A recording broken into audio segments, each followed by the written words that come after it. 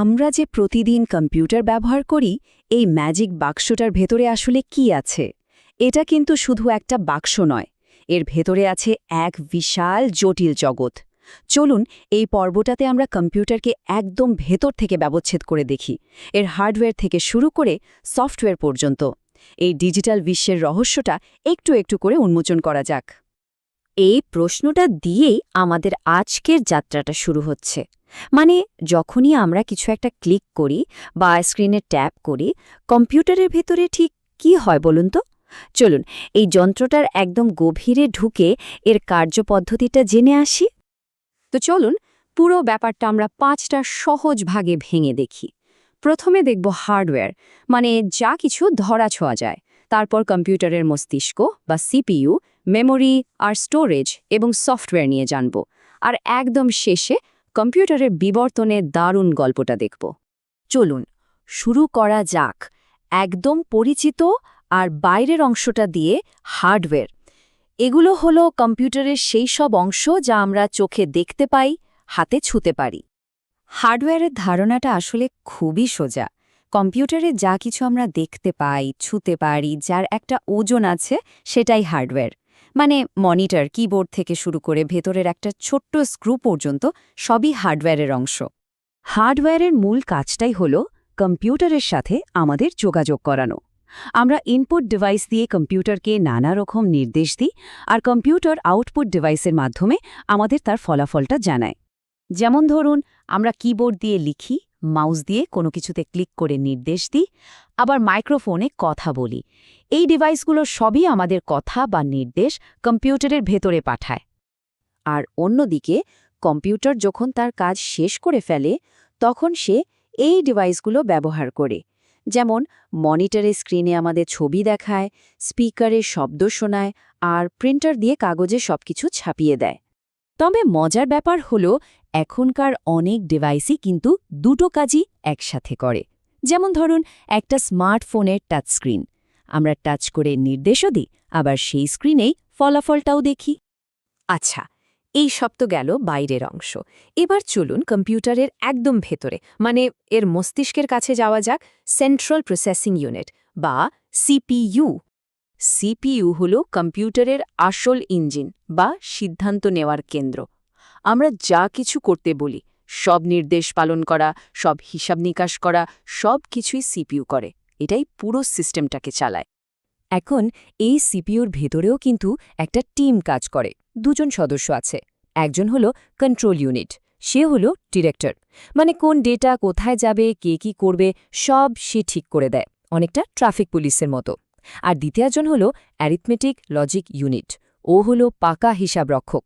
সব যোগ, বিয়োগ, গুণ, ভাগ আর যুক্তির কাজগুলো ওই করে। সিপিইউ তো কাজ করবে, কিন্তু কাজ করার জন্য ডেটা তো লাগবে, তাই না? আর সে ডেটা কোথাও রাখতেও তো হবে। এখানেই চলে আসে মেমোরি আর স্টোরেজের ব্যাপার। চলুন দেখি কম্পিউটার কিভাবে তথ্য মনে রাখে। এখানে একটা শব্দ জানা খুব জরুরি, ভোলেটাইল বা উদ্বায়ী মেমোরি। এর সহজ মানে হল যতক্ষণ কারেন্ট আছে ততক্ষণই এর মধ্যে ডেটা থাকবে। যেই কারেন্ট চলে গেল সব ডেটা উধাও। র্যাম হল এর সবচেয়ে ভালো উদাহরণ। ব্যাপারটা অনেকটা একটা কাজের টেবিল আর একটা ফাইলিং ক্যাবিনেটের মতো। র্যাম হলো ওই টেবিলটা। যখন আমরা কোনো কাজ করি তখন দরকারি ফাইলগুলো টেবিলের উপর রাখি।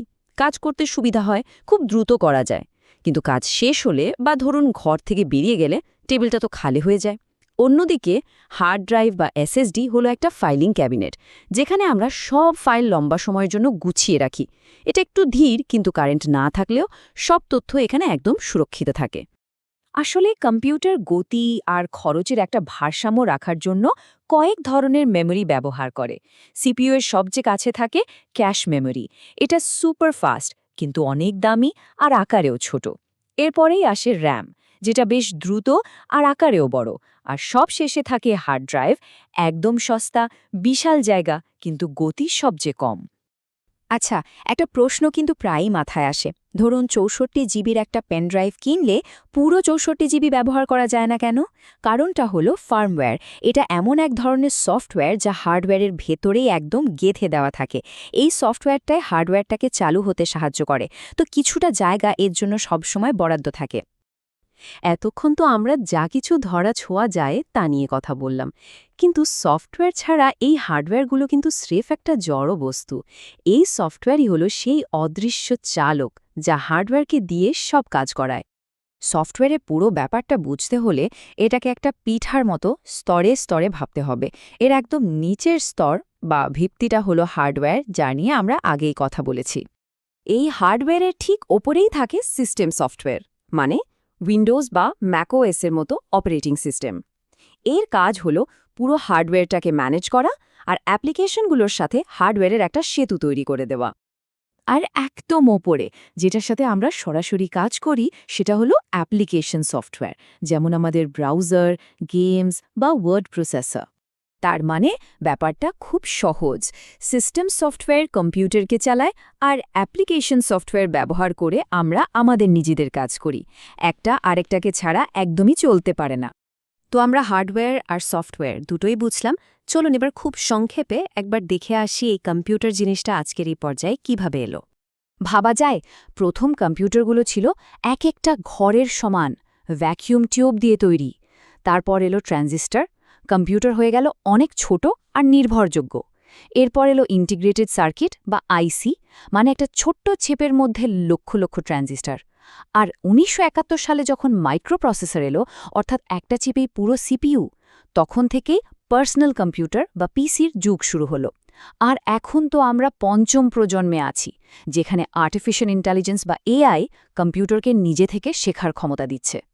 একবার ভাবুন তো, এক সময় যে কম্পিউটার রাখতে ১৮০০ স্কোয়ার ফিটের একটা ঘর লাগত, তার চেয়ে ১০০০ গুণ শক্তিশালী একটা কম্পিউটার এখন আমাদের পকেটে থাকে। এই অবিশ্বাস্য যাত্রার পর প্রযুক্তির ভবিষ্যৎ আমাদের কোথায় নিয়ে যাবে? এর পর কি হতে চলেছে?